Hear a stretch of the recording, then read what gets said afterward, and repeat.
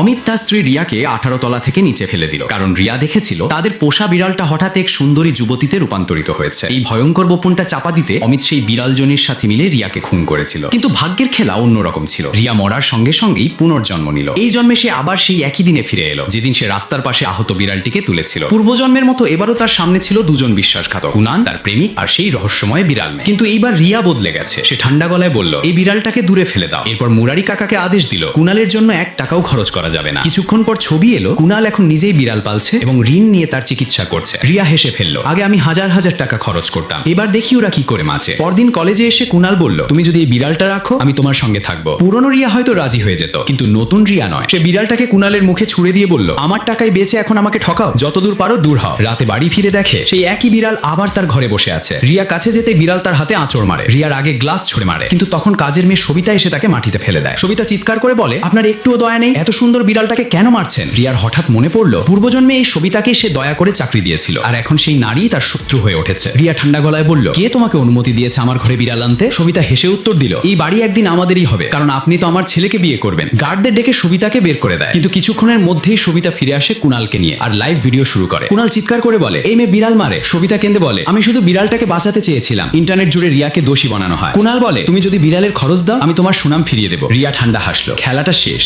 সে চড় মারলো আর CCTV footage চালু করলো। ভিডিওতে দেখা গেল আসলে বিড়ালই ফুলদানি, গ্লাস আর দামি জিনিসপত্র নষ্ট করেছিল। মোট ক্ষতি 6,70,00,000 টাকা। রিয়া বলল, যদি এটা তোমার বিড়াল হয় তাহলে এখনই ক্ষতিপূরণ দাও। পুরো ঘর নিঃশব্দ হয়ে গেল, কারণ এবার আসল শিকারী রিয়া নিজেই।